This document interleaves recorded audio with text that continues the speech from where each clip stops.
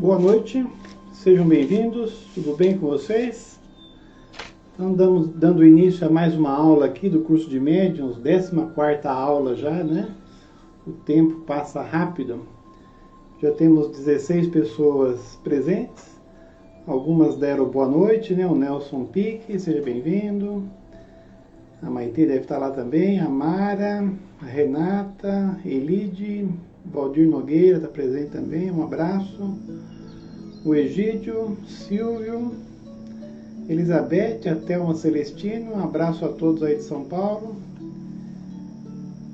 E hoje nós vamos ter vários assuntos, né? Vamos falar do efeito da doutrinação em nossas vidas, falar sobre comunicações simultâneas, vamos mostrar alguns livros indicados para os médiuns e vários aspectos sobre o trabalho mediúnico.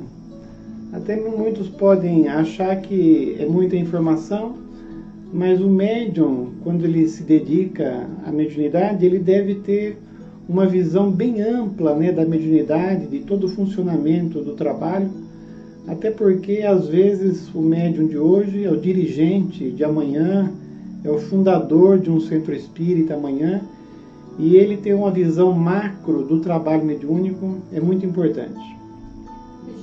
Para aumentar um pouquinho o som da música. Ah, é? É que agora tá mais longe, né? Quando eu coloco o microfone perto, mas dá para aumentar um pouco sim. Vamos aumentar e depois a gente volta ao normal. Então agradeçamos a Deus a oportunidade de estarmos aqui em mais um estudo. Permita ao Pai e os seus emissários, os bons espíritos, estejam conosco, nos inspire. Protejam todos os lares que estão assistindo, para que tenhamos um trabalho harmonioso e de muita utilidade para todos nós. Então, em nome dos bons espíritos, em nome de Jesus, iniciamos mais um estudo aqui no Facebook do Herculano Pires. Agora vamos abaixar o som aqui um pouco. Pode o som mais alto na prece. É, então foi bom. Nós tínhamos parado nessa pergunta, né? Se há algum problema, alguma regra para a execução do trabalho mediúnico. Eu coloquei essa pergunta porque em matéria de trabalho mediúnico existe muita regra. É lógico que alguns aspectos devem ser observados, mas o excesso de regras, ele engessa o trabalho mediúnico e engessa também o médium. Então, é interessante nós vermos essa visão do Herculano Pires, que no dizer de Emmanuel foi o metro que melhor mediu Kardec, que não existe tanta regra como alguns teóricos imaginam, né? Não há regras específicas e formais para a realização das sessões espíritas. Entre a prece de abertura e a de encerramento, desenvolvem-se as manifestações mediúnicas sobre a orientação e muitas vezes a interferência de espíritos dirigentes. O que acontece é que cada grupo acaba tendo as suas regras, né, a sua maneira de ser, mas não existe uma regra para todos que deve padronizar os trabalhos, né? A qualquer momento que vocês quiserem fazer alguma pergunta, fiquem à vontade. Mais para frente a gente vai falar mais ainda sobre essa questão das regras. O efeito da doutrinação em nossas vidas. A doutrinação praticada com plena consciência dos princípios da doutrina modifica o obsessor, o obsedado, os assistentes encarnados e desencarnados, e particularmente ao próprio doutrinador, que se doutrina a si mesmo, doutrinando os outros. Porque se você tem aquela sinceridade em ajudar os espíritos desencarnados, você vai ter que vivenciar o que você fala. E como eu já comentei, a doutrinação acaba tendo uma continuidade no dia a dia, porque o tempo todo nós doutrinamos as outras pessoas. Seja em casa, seja no trabalho, com os amigos, na escola, sempre temos a oportunidade de ouvir as pessoas e ajudá-las e aconselhá-las. E aí estaremos fazendo o mesmo trabalho, né, que fazemos no Centro Espírita, só que ao invés de desencarnados, são os encarnados.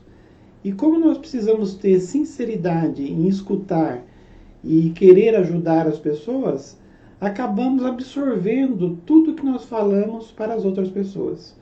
Então, como ele diz aí, a doutrinação praticada com plena consciência muda principalmente o doutrinador.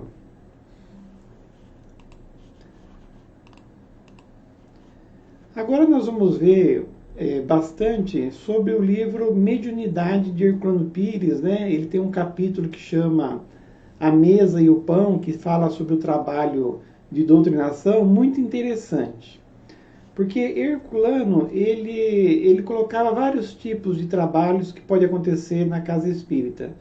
Tem os trabalhos de estudo, tem os trabalhos de cura, tem os trabalhos de doutrinação, que é o que nós vamos ver, que é o trabalho mais corriqueiro de ajuda aos espíritos necessitados, e o trabalho de desobsessão.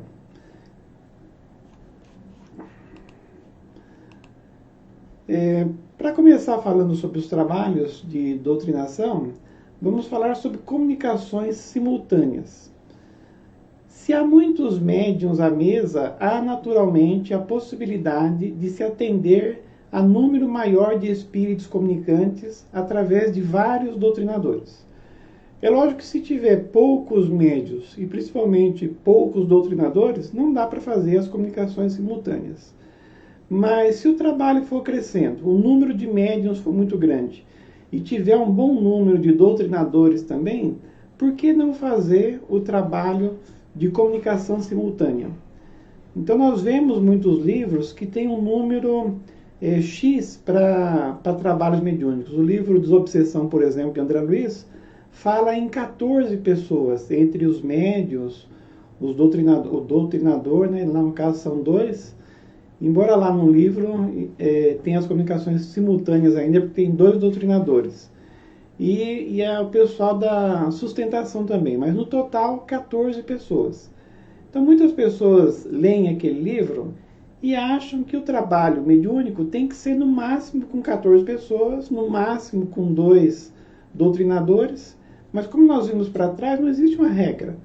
Então é lógico que se você puder dividir os trabalhos, ótimo, mas às vezes o trabalho começa a crescer e quando você vê, você tem 10. Eu lá no Nova Luz, por exemplo, no Herculano então teve uma época que nós tínhamos 100 médiuns.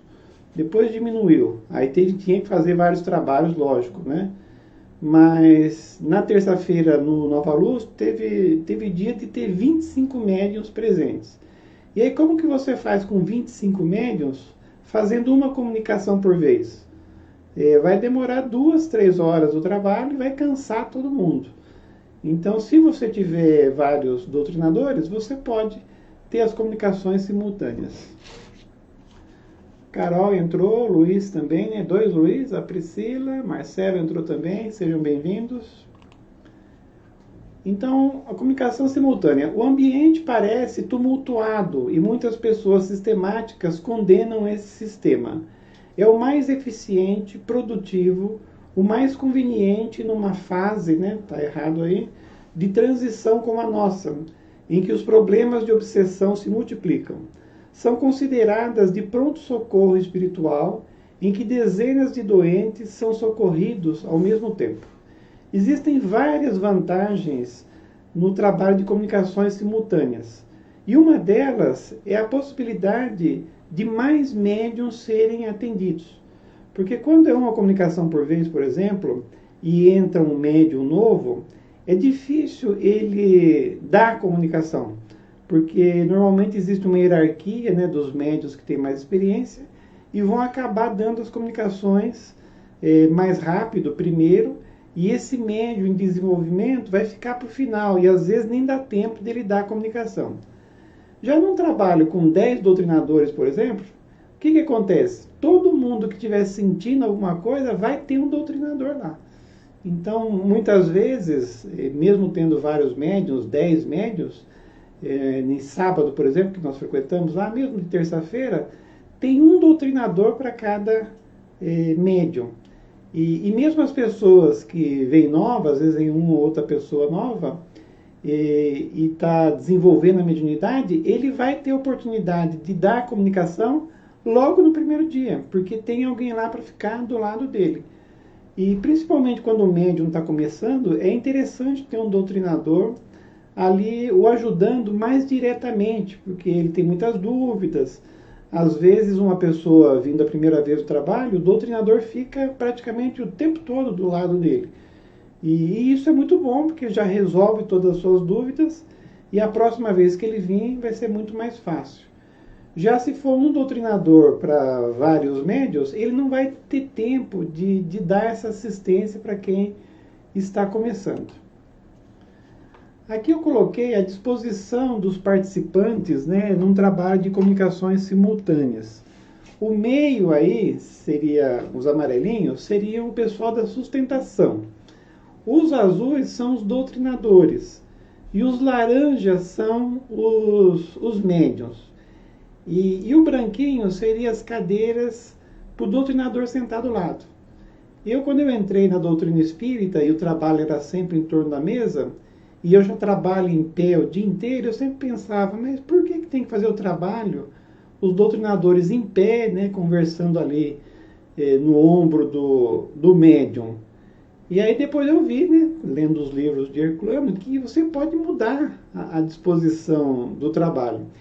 E aí eu optei por esse formato, em vez de ter a mesa, colocar as cadeiras em volta no salão, aí as cadeiras ficando mais longe, as comunicações simultâneas fica até mais fácil, né? E o doutrinador não fica em cima do médium, ele fica do lado. Até em tempos de coronavírus isso é ótimo, né? Você não fica de frente pro doutrinador. E até esse tipo de trabalho é bom também, porque se você estiver na mesa e um espírito, por exemplo, um bom espírito, quer conversar numa determinada comunicação, é difícil ele falar de longe, né? Porque é difícil ele levantar estando numa mesa e ir do outro lado. Já desse jeito, como é livre, às vezes o cara da sustentação que está aqui recebe um bom espírito e vai conversar, né? Ali também com o mouse, né? Então, às vezes, é porque eu mostrar assim, não adianta nada. Né? Ele estava apontando o dedo. É verdade, não adianta. Então, quer dizer, às vezes, um médium está aqui, por exemplo, recebe um bom espírito para conversar com o espírito sofredor desse lado. Então, ele sai daqui e conversa com o espírito do outro lado lá. Então, dessa maneira, o trabalho fica muito mais livre e dá possibilidades de outras coisas, né, que no trabalho com a mesa não é possível. Mesmo porque na mesa fica todo mundo muito pertinho e às vezes, muitas comunicações ao mesmo tempo na mesa fica mais difícil. Tem uma pergunta da Mara ali. Em relação à assistência ao médium, o Herculano cita alguma coisa? Assistência em que sentido, Mara? Porque no caso, como eu disse, se tiver vários doutrinadores, o médium que está começando, ele tem mais doutrinadores para dar assistência, né? Quem dá assistência aos médiuns são os doutrinadores. Então, se tiver poucos doutrinadores, fica mais difícil. Mais doutrinadores facilita. E eu até sempre falo para os outros doutrinadores que quando chegar alguma pessoa nova e eu não tiver tempo de atender, embora eu sendo dirigente do trabalho, eu gosto de dar assistência aos que chegam novos. Mas caso aconteça de eu não poder dar essa assistência, para a pessoa ficar ali com a pessoa o máximo possível. Quer dizer, dá uma assistência, conversa, esclareça e fica por perto o tempo todo para qualquer imprevisto. Ela falou apoio, no sentido de apoiar. Então, aí é o doutrinador, é exatamente o que eu estou dizendo. Então, é interessante os doutrinadores terem essa orientação para apoiar os médiuns em desenvolvimento. Porque o ideal seria primeiro fazer o curso de médiuns e depois começar o trabalho mediúnico. Mas às vezes a pessoa já tem experiência de médium, vem de outra casa. Às vezes a pessoa vem com 10 anos de experiência da outra casa, mas ainda está em desenvolvimento, ainda tem muitas dúvidas. Ao invés de colocá-la num estudo longo, né, cansativo, a gente já coloca no trabalho mediúnico, se ela tiver experiência e ela não tiver medo também, e já dá uma assistência direto, quer dizer, conforme aparecem as dúvidas, já vai esclarecendo. Esse curso que eu estou dando aqui, eu acabo sempre fazendo uma vez por ano para os médios, mesmo fazendo repetido, né, os médios que já conhecem, mas quando eu sinto que tem médios novos necessitando, eu faço o curso novamente. Ela falou que ela entendeu. Foi boa explicação. O sistema autoritário em que o presidente determina aos médiuns receberem comunicações, uma de cada vez, provém da recomendação do apóstolo Paulo à comunidade de Corinto. Então, hoje ainda tem trabalhos que não só é uma comunicação de cada vez, com um só doutrinador, e ele escolhe ainda os médiuns que vão dar passagem. E isso acontecia no começo do desenvolvimento mediúnico do cristianismo primitivo. Então, muitas das pessoas, sem o saberem, praticam isso hoje, trazendo essas lembranças de um passado. Porque, como a gente já contou, aquele caso do lagarto, né, da comida lagarto, da menina que perguntou para a mãe dela: mãe, como que faz o lagarto? Né? Aí a mãe dela falou: olha, você corta as duas pontas do lagarto e bota passar. Aí ela falou: por que corta a ponta do lagarto, né? Ela falou: é que a sua avó fazia assim e eu copiei dela. Aí ela foi para a avó e falou: vó, estou aprendendo a fazer a carne lá com a minha mãe e ela disse que tem que cortar a ponta do lagarto. E a senhora que falou isso, essa técnica. Por que corta a ponta do lagarto? Ela falou: é porque a minha mãe fazia assim também. Ainda bem que a Bisa estava viva. Foi lá e perguntou: Bisa, por que a senhora corta as pontas do lagarto? Ela falou: eu cortava porque a minha forma era pequena. Então não cabia o lagarto, eu cortava as duas pontas sempre. Então, quer dizer, a mãe dela e ela, e mesmo a avó dela, não precisaria cortar a ponta do lagarto, porque a forma delas já era maior. Então, na doutrina espírita e em tudo, existe isso também. Às vezes nós fazemos uma coisa porque copiamos de alguém, mas sem entender a lógica. E a doutrina espírita, ela nos induz a esse aspecto racional, de fazermos porque entendemos, que é a fé raciocinada. E muitas coisas na sessão mediúnica nós copiamos de Paulo, por exemplo, ou copiamos do livro Desobsessão de André Luiz, ou porque alguém falou, mas no lugar que nós estamos, fazendo aquele trabalho mediúnico hoje, no contexto que nós estamos inseridos, poderia fazer diferente e poderia render muito mais e ser muito mais harmonioso. Mas como nós não estamos pensando e estamos apenas copiando, então muitas vezes deixamos de desenvolver o trabalho mediúnico, né? O Egídio fez um comentário. No Nova Luz, só o trabalho de obsessão ele está falando que o trabalho de desobsessão é um de cada vez, né? Mas mesmo o trabalho de desobsessão, se tiver mais doutrinadores e mais médios, pode fazer também. Então o trabalho de desobsessão não precisa ser com 5, 6 médios e 1, 2 doutrinadores. Pode ser um trabalho de desobsessão com mais médios. É lógico, nós vamos ver aqui, que o trabalho de desobsessão tem que ser com pessoas mais preparadas, né? Algumas diferenças. Mas se você tiver uma equipe maior no trabalho de desobsessão, pode ser várias comunicações também ao mesmo tempo. E o que acontece também é que às vezes no trabalho rotineiro da casa, que é esse que nós estamos tratando de doutrinação, vira um trabalho de desobsessão.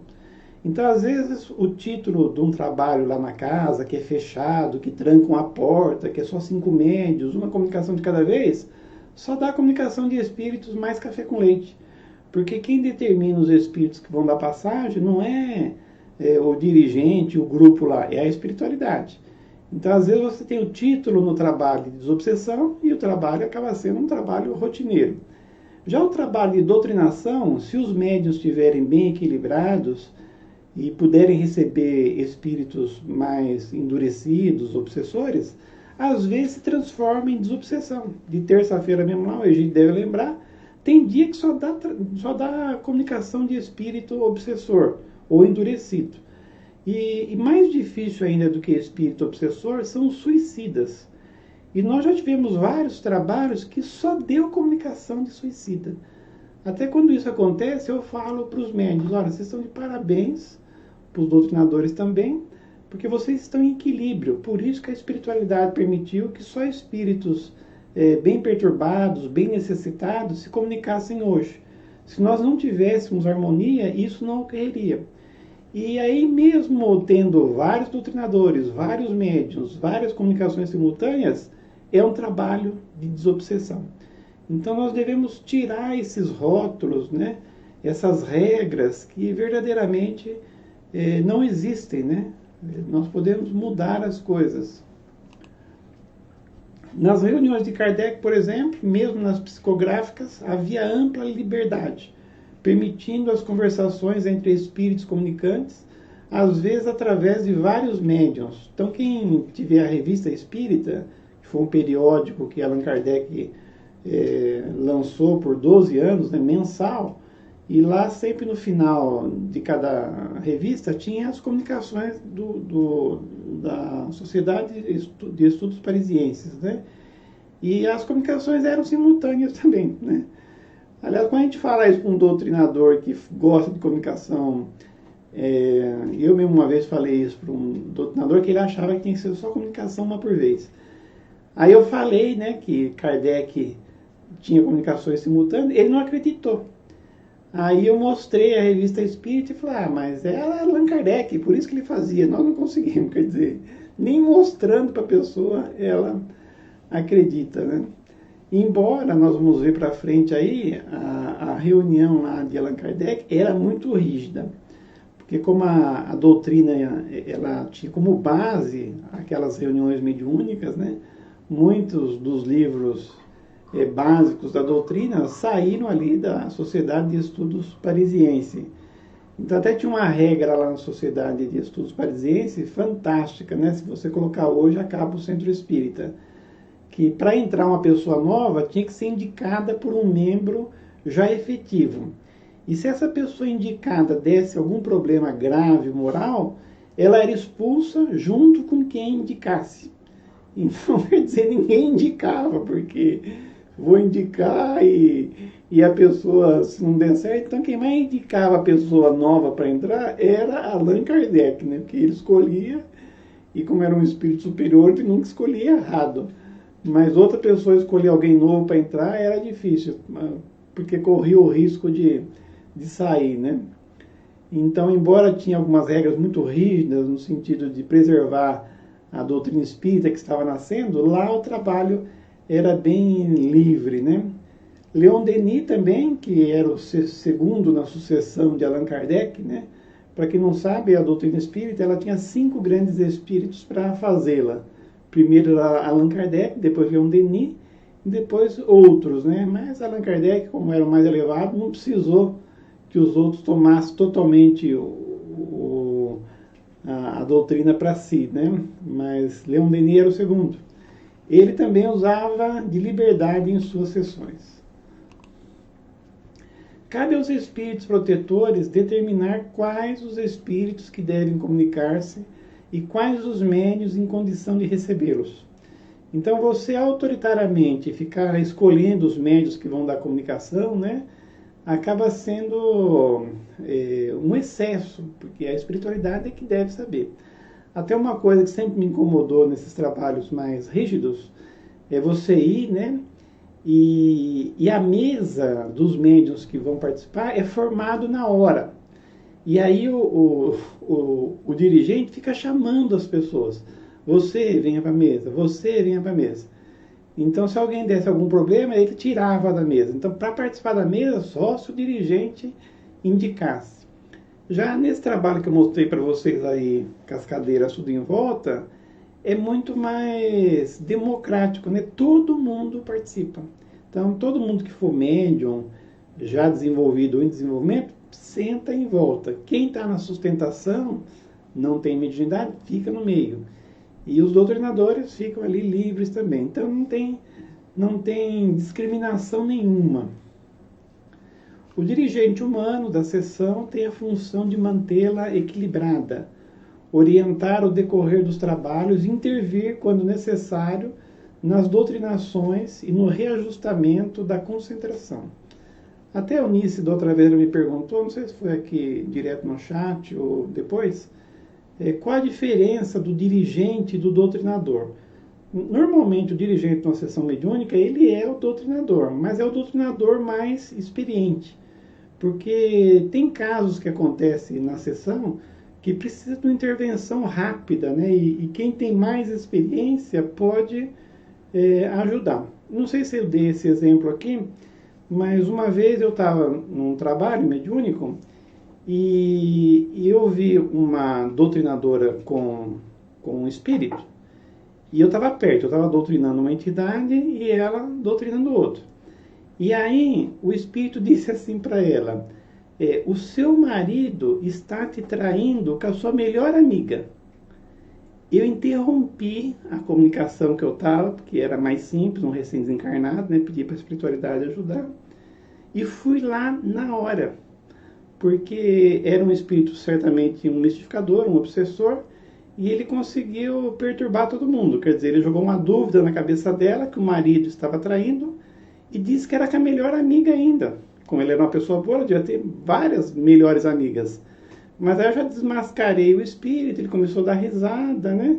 E desfez o problema. Imagina se eu não estava lá e ela ficasse encucada, que o marido estava traindo ela com a melhor amiga e ficasse desconfiada de todas as amigas. Então, às vezes, o doutrinador, mesmo com um tempo na doutrina espírita, ele não tem uma certa experiência para resolver alguns problemas como esse, né? E a gente já acaba percebendo rapidamente. Tem duas perguntas. A primeira é da Ana, ela pergunta se a obsessão pode causar a síndrome do pânico. Pode também, né? Mas se a pessoa entra no pânico e na sintonia do espírito, que antes ela já estava perturbada. A Priscila parece que pergunta outra coisa? Ela pergunta se quem orienta é todo o plano espiritual.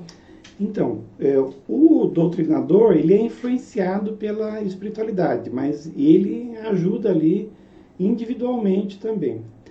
Mas a questão da Ana sobre a obsessão, na verdade, o espírita, ele transferiu o medo que na Igreja Católica a gente tinha do diabo para o obsessor.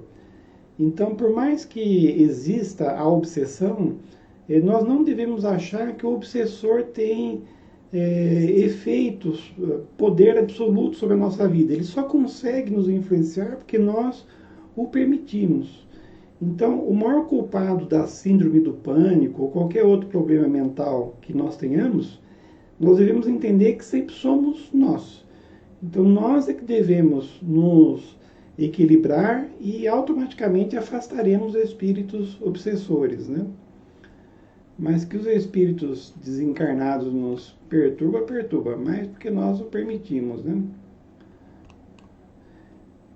Até nos livros indicados aqui para os médios, eu vou falar dos livros do Herculano, e lá tem sobre obsessão também, que elucida melhor esse assunto.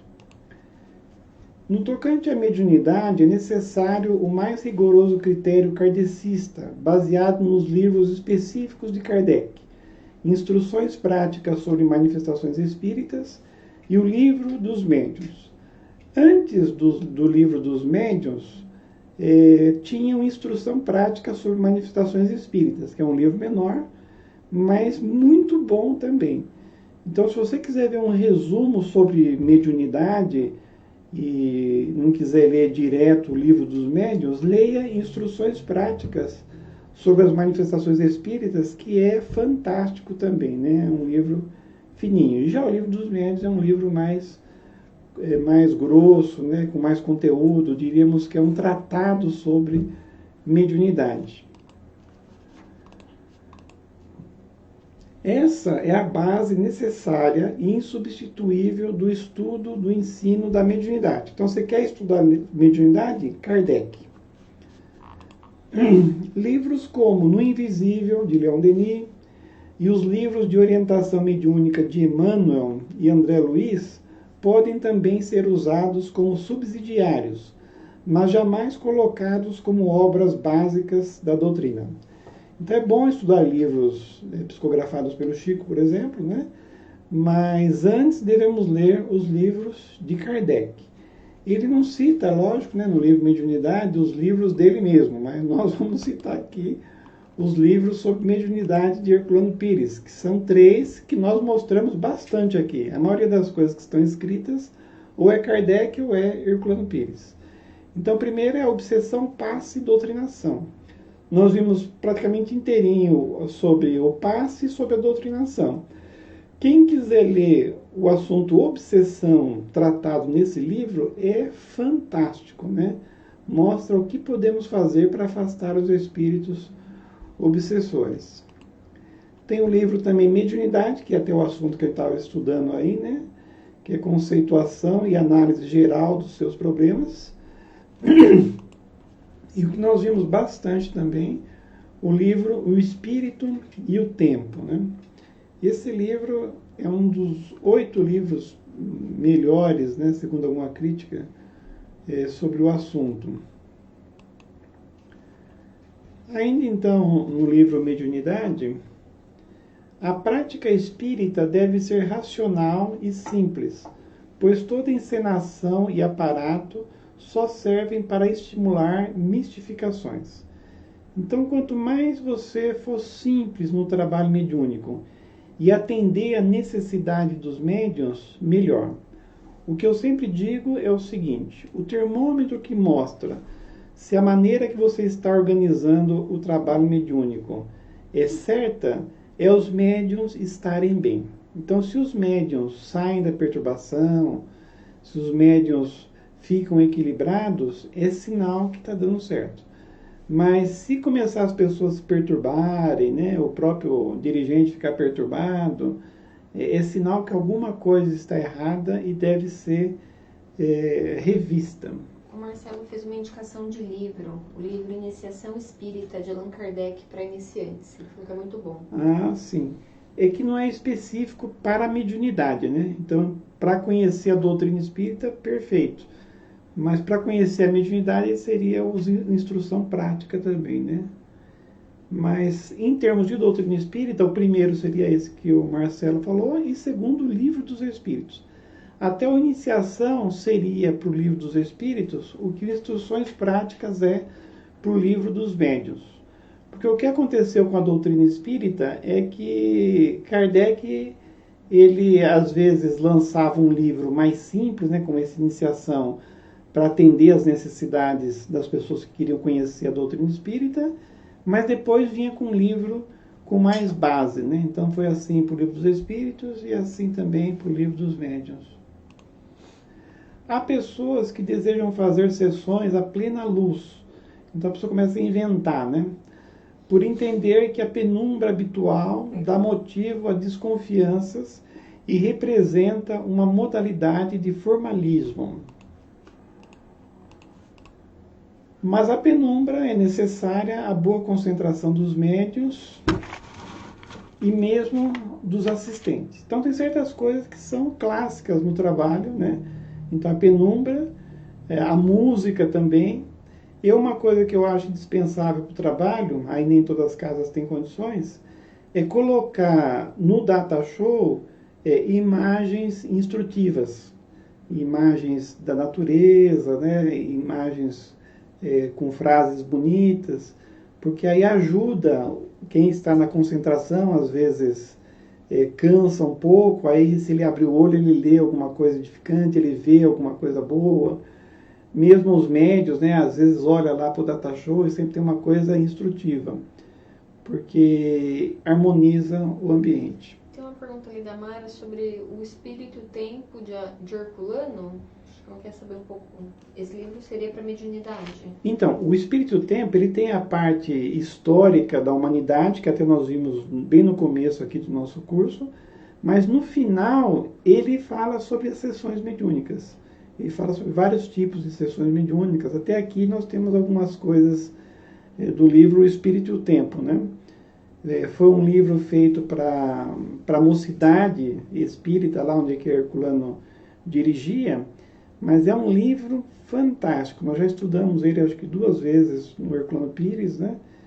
E ele tem a parte da mediunidade e tem outros assuntos também. Sobre a história da humanidade, que é o que nós vimos no começo do curso aqui, é fantástico, né?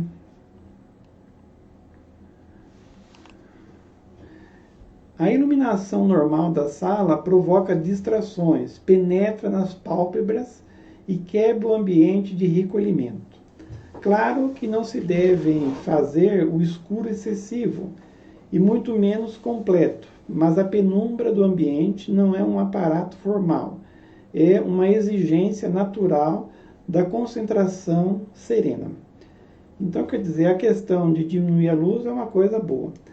Mas tem trabalho mediúnico que começa a inventar coisa. O Divaldo mesmo, eu fui numa palestra dele, ele contou um caso super interessante, que ele estava lá no Centro Espírita, foi fazer uma palestra, e aí levaram ele primeiro para ver o trabalho mediúnico da casa.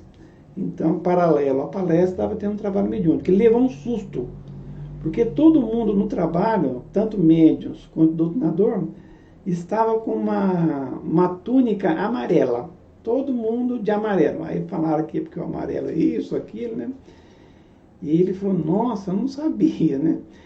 E aí depois levaram ele para o subsolo do Centro Espírita e chegou lá, tinha uma espécie de adega, mas não tinha vinho, tinha um monte de garrafa vazia, todas elas com rolha.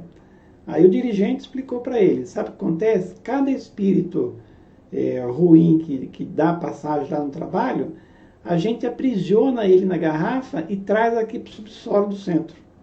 Olha que coisa, né? Então, quer dizer, as pessoas vão pirando na batatinha, na maionese, não sei como é que é a frase, né? Então, tem coisas que têm bom senso, como você ter uma luz mais fraca, né? O som, o data show ligado lá com imagens edificantes, né? Isso é bom. Eu até como é que fala? As imagens que eu tenho lá é do grupo Mãos Unidas de São Paulo, do Américo Luiz Sucena. E é interessante que o Américo falou uma coisa bacana, que na hora do trabalho mediúnico você não pode pôr, por exemplo, algumas coisas que vai perturbar os espíritos. Então, colocar um animal feroz, ou uma cachoeira que vai dar a impressão que o espírito pode se afogar, ou o mar, né? Então, você deve ter cuidado com as imagens que você coloca lá também. Então, é muito interessante isso. Isso tem lógica, tem bom senso. Além dessas razões evidentes, convém lembrar que o excesso de luz exerce influência inibitória sobre os médiuns e a emanação fluídica do ectoplasma. O ectoplasma seria o fluido vital do médium que é utilizado pela espiritualidade para ajudar os espíritos, às vezes para mostrar uma tela mental, um objeto para o espírito. Isso tudo é com o fluido vital, que é o ectoplasma. E o ectoplasma, ele é sensível à luz, então mais um motivo para fazer o trabalho numa luz suave. Em todas as reuniões mediúnicas, o ectoplasma se libera para ajudar as ligações perispirituais entre médiuns e espíritos.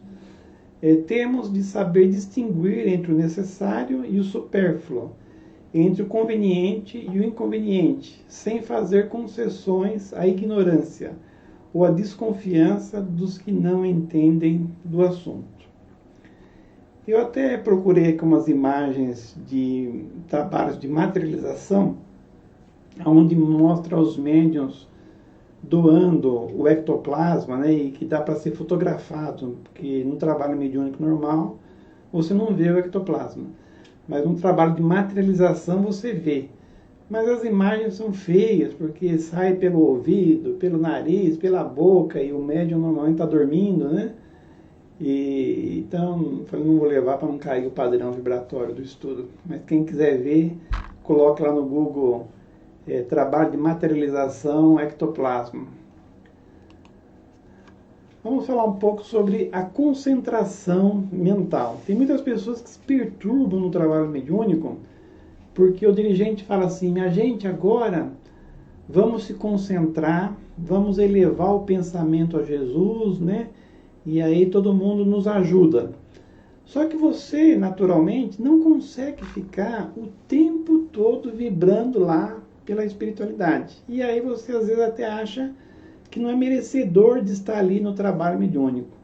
Então vamos desmistificar um pouco aqui essa questão da concentração, né? O que dá para fazer. Pai, o Marcelo mandou aqui no grupo do WhatsApp do Tudo de Sábado que você que deu para ele um livro do Iniciação Espírita em 97. Sim. Olha só, tá vendo? No tempo que eu dava livro. Obrigado, Marcelo.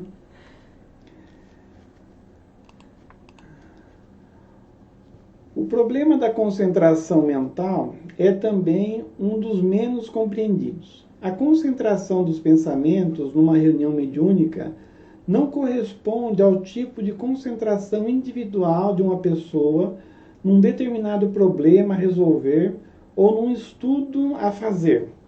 Então, quer dizer, não é uma coisa tensa, né? E que você deve ficar ali o tempo todo. Não, pode ter uma certa flexibilidade e é necessário que não esteja ali ligado à tensão, né, a nervosismo, e principalmente se você não conseguir ficar concentrado o tempo todo e você fica se culpando, né? Até o que vai ser dito aqui sobre concentração mental é o mesmo que nós dizemos sobre meditação. Então tem pessoas que acham que a meditação você consegue ficar o tempo todo, né, prestando atenção na respiração, numa música, e você não sai ali daquela meditação. Na verdade, é impossível você ficar o tempo todo pensando só numa coisa ou não pensando em nada. Tem duas coisas que a nossa mente naturalmente faz o tempo todo. Uma é que se você estiver se concentrando, acontecer um barulho inesperado aqui ao seu redor, você vai detectar e vai prestar atenção. Mas aí o que você faz? Você presta atenção naquele barulho, né, ou naquele incidente que aconteceu ali perto de você, que poderia te ferir, e vendo que não é nada preocupante, calmamente você volta a se concentrar. Na questão do trabalho mediúnico, o que mais acontece é quando você menos percebe, você está pensando num problema que você tem no dia a dia, ou um problema para resolver outro dia. Aí o que você faz? Você desespera, você fala assim: não, você não pode pensar nos seus problemas, você tem que pensar só aqui no trabalho. Não. Você entende isso como uma coisa natural, você está com aquele problema e não consegue se desvencilhar dele, né? E calmamente você volta à concentração. Então, existem essas duas coisas. Ou é um problema que você vai, né, e depois você volta devagar, ou é um barulho que te incomoda e você presta atenção só para tentar resolver e depois volta ao normal, né? Eu, uma época, fazia um curso de yoga e tinha a parte da concentração. E bem na concentração, na meditação, né? Bem no meio da meditação, estava eu mais umas 10 pessoas na sala. Eu era o único homem, o resto de mulher, né? E passou alguém pelo telhado. Fez um barulhão. Aí o que eu fiz? Eu prestei atenção na hora que fez o barulhão e depois voltei a me concentrar. Mas nisso, as outras 9 já se desesperaram. E eu senti que estavam agitos lá, mas eu estava na minha concentração, eu não abri o olho. Mas vi que começaram a conversar, ficaram preocupadas que fosse um ladrão que passou no telhado.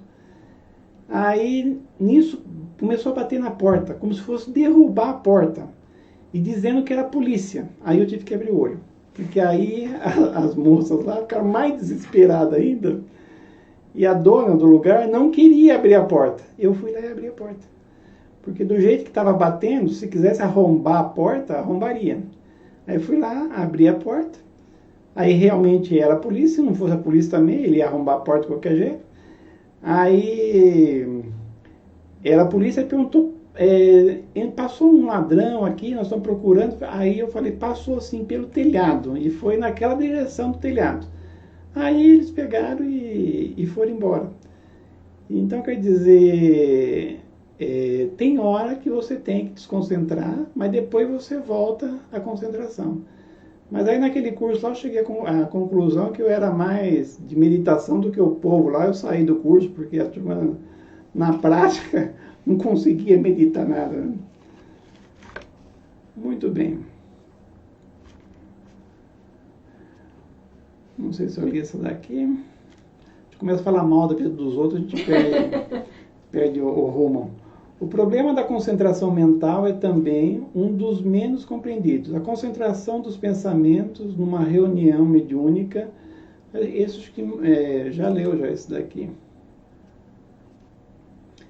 Essa aqui já tinha lido, acho que eu repeti ela.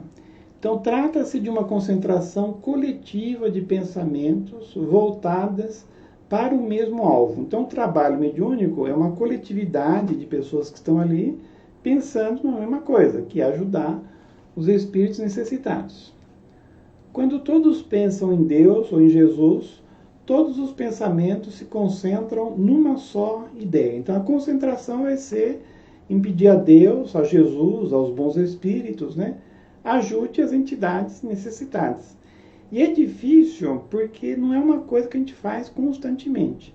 Então, a possibilidade de você dispersar o pensamento dessa ideia é grande. Então, você tem que ficar o tempo todo voltando, né? Quando você vê, você está pensando em outra coisa. A palavra concentração sugere um esforço mental contínuo para se manter o pensamento fixado numa imagem, mas não é bem assim, né? Isso prejudicaria os trabalhos mediúnicos, criando um ambiente de tensão mental exaustiva. Então você deve fugir a todo padrão, não deve estar se concentrando numa figura, ou numa palavra, ou num mantra. Você deve deixar a sua mente sempre com bons pensamentos. No caso, como quando tem a comunicação mediúnica, eu aconselho quem está na sustentação acompanhar de uma maneira positiva o que o doutrinador está dizendo. Então, o espírito está ali falando para ser ajudado, e aí você tem que ter bons pensamentos também. E quando o doutrinador começar a falar, você tem que ver a lógica do pensamento dele, né? Se concentra ali em acompanhar o que ele está dizendo, e aí você já vai estar concentrado. Quer dizer, você não precisa nem pensar em nada, é só acompanhar o doutrinador. Não é de tensão, de esforço cansativo que se necessita, mas de afrouxamento e despreocupação. Então, principalmente, o que nós não podemos fazer no trabalho mediúnico é ficar pensando nos problemas diários que nós temos. Tanto é que sempre quando a gente faz uma prece no começo, né, do trabalho mediúnico, a gente pede para tirar os pensamentos do cotidiano, né, da vida material, e concentrar no trabalho mediúnico. Então, calmamente, você deve sair dos seus problemas materiais e se concentrar ali em ajudar os bons espíritos, calmamente. E se os seus pensamentos dispersarem novamente os seus problemas materiais, você não se culpa, né? E você volta com o pensamento nos bons espíritos ali. Todos devem voltar o seu pensamento para um alvo superior, geralmente para Jesus, pois pensar em Deus é mais difícil. E todos devem manter a ideia de Jesus na mente, sem esforço ou preocupação, como quem se lembra saudoso de um amigo distante. Eu confesso para vocês que eu não uso essa técnica de pensar em Jesus. É lógico que quando você vai falar de Jesus, você lembra das suas passagens, das suas parábolas. Mas eu prefiro em fazer uma prece, uns bons pensamentos, direto para as entidades que estão ali. Quer dizer, se você pensa positivamente, se você tem bons pensamentos para com os espíritos sofredores, automaticamente você já vai estar fazendo uma concentração boa, né? Esse estado mental de lembrança, não de uma imagem ou figura de Jesus, mas da sua pessoa, dos seus atos, dos seus ensinos e do que ele representa para nós, deve ser mantido no decorrer da sessão. Então ele volta a dizer para pensar em Jesus, né? Quem conseguir pensar em Jesus, né? Fique à vontade, porque realmente ele é nosso mestre e modelo, né? Quando se nota que o pensamento, como eu tinha comentado, se desvia para outros rumos, o que é natural, faça que ele retorne suavemente à ideia centralizadora. Então, calmamente, você volta. O ambiente de uma sessão é tanto mais favorável quanto menos tensões e preocupações existirem na reunião. Então, quanto menos você sair dos problemas do dia a dia e se voltar ali para o trabalho, né, com calma, com paciência, com confiança na espiritualidade, melhor. Mas tem pessoas que não conseguem se desvencilhar dos problemas, né? Até a maioria das pessoas que me procuram, que não estão dormindo, eu digo para elas que para dormir, o ideal é você não pensar em nada. E normalmente quando a pessoa não dorme é porque ela está preocupada com alguma coisa, né? E quando você fica preocupada, você se estressa, joga alguns hormônios na corrente sanguínea, principalmente, como é que chama aquele hormônio? Adrenalina, né? E esses hormônios que te remetem ao estresse, a resolver os problemas, eles são incompatíveis com o hormônio do sono. Então, ou você pensa nos problemas, ou você dorme. Mas aí eu falo isso para as pessoas, e elas dizem, mas eu estou com um problema sério, como que eu vou conseguir dormir? Então, você pensa nesse problema no outro dia. Até eu relembro o filme E o Vento Levou, né? A Scarlett O'Hara, que ela teve um problema seríssimo lá na vida dela, perdeu tudo, né? E ela dizia assim, amanhã eu penso nisso. Mas eu confesso que eu mesmo, às vezes, não consigo dormir, né? Por pensar nos problemas. Então, não pode pensar nos problemas. Eu não sei se eu contei para vocês, uma época, eu ia tentar fazer minha netinha dormir, né? Ela tinha 5 aninhos. E aí eu enganava ela. Eu falava para ela dormir, e depois que eu apagasse a luz, não podia conversar mais. E aí o que eu fazia? Depois que eu lia a historinha para ela e apagava a luz, eu falava para ela, eu vou dormir agora e você dorme também. Aí eu fechava o olho e não conversava mais com ela, até ela dormir. E aí demorava, mas ela dormia. Aí um dia pela manhã ela perguntou, Volves, ela me chamava de Volves, como que você consegue dormir tão rápido? Eu falei, é fácil, eu vou contar para você. É só você não pensar em nada. Você esvazia a sua mente e você dorme. Aí ela falou, então é impossível, porque eu tenho tanto problema, tanta coisa para pensar quando chega de noite, e aí realmente eu fico pensando nessas coisas e não consigo dormir. Então ela com 5 anos já tinha problema suficiente para ter insônia. Imagina quem tem 20, 30, 50 anos, né? Mas dá assim, você não pensa em nada e dorme. Eu mesmo ontem aconteceu um problema no meu olho e eu estava doendo o olho e eu falei, eu vou ter que dormir, né? Vou ter que dormir. Aí pinguei o colírio, aquele olhinho doendo, né? Dormi instantaneamente, porque não pensei em nada. E aí, detalhe, eu fui para dormir 8 horas da noite. Normalmente dorme 10, 11 horas. Eu fui dormir 8 horas, que o médico falou, olha, está com o seu olho restabelecendo, então você precisa dormir mais. Aí falei, só que vai ser um problema, porque eu vou dormir, porque normalmente eu acordo 5h30 da manhã.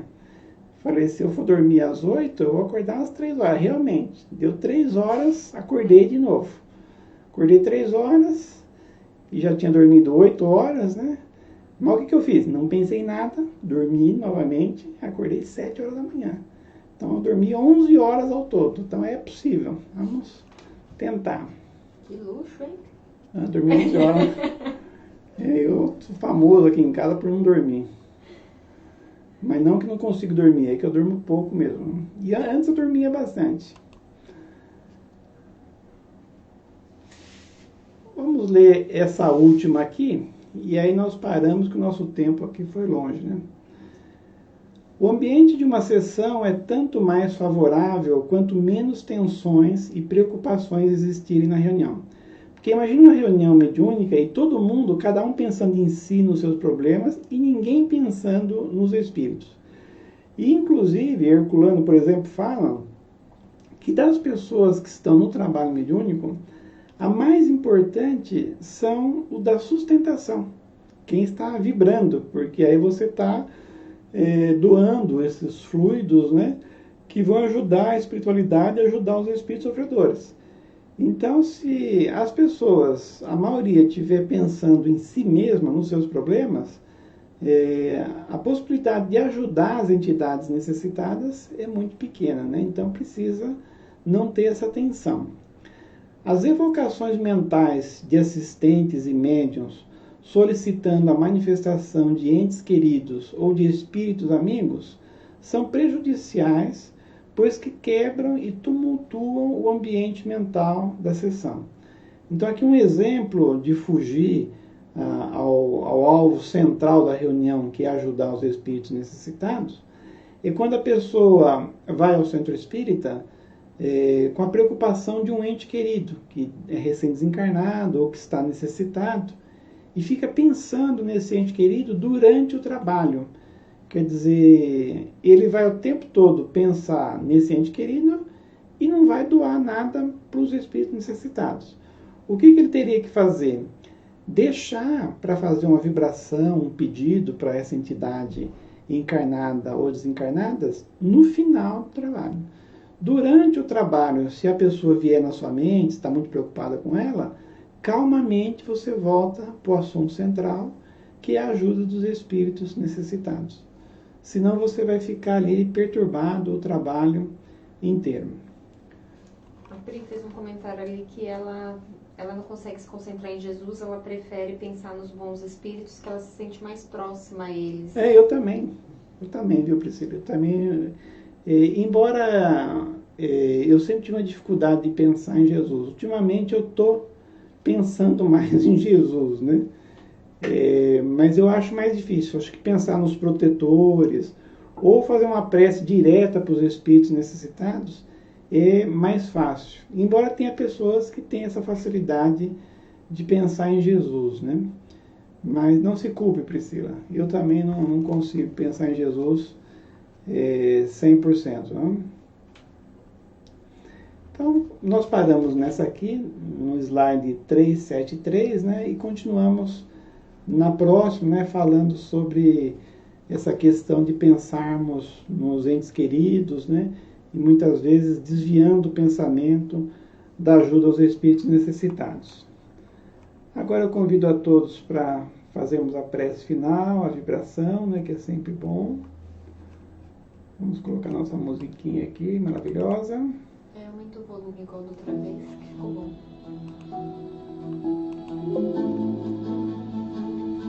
Então, graças a Deus, chegamos ao final de mais um estudo aqui no Facebook do Herculano Pires sobre mediunidade. Somos muito agradecidos a Deus por esses momentos que nos preparam para o trabalho mediúnico, que nos orienta como devemos fazer para sermos mais úteis nessa questão da mediunidade. E aproveitamos esse ambiente de paz e tranquilidade para fazermos as nossas vibrações, primeiramente envolvendo todo o nosso planeta que está passando por esse momento inusitado que é a pandemia, né, está chegando em todos os pontos do nosso planeta. Deus abençoe as pessoas para que, na medida do possível, tenham a calma, a tranquilidade necessárias para passarem por esse problema e saírem melhores do que chegaram. Pedimos por todos os familiares envolvidos, pelos enfermeiros e por aqueles também até que já estão desencarnando. Pensamos mais perto de nós, nos nossos entes queridos, nos nossos amigos, principalmente se soubermos de alguém necessitado, com algum problema, envolvamos essa pessoa com carinho para que receba todos os bons fluidos do nosso ambiente. Nós também que aqui estamos, que temos nossos problemas, nossas necessidades, nossas limitações, abençoa-nos, Senhor. Dá-nos as forças necessárias para continuarmos as nossas lutas, continuarmos o nosso desenvolvimento e assim nos equilibrarmos cada vez mais. E ao mesmo tempo podermos ajudar também cada vez mais as pessoas que estão ao nosso redor. Então agradecemos aos bons espíritos que estiveram conosco e em nome deles, em nome de Jesus, nosso Mestre, encerramos o nosso estudo. Que assim seja. Boa noite a todos.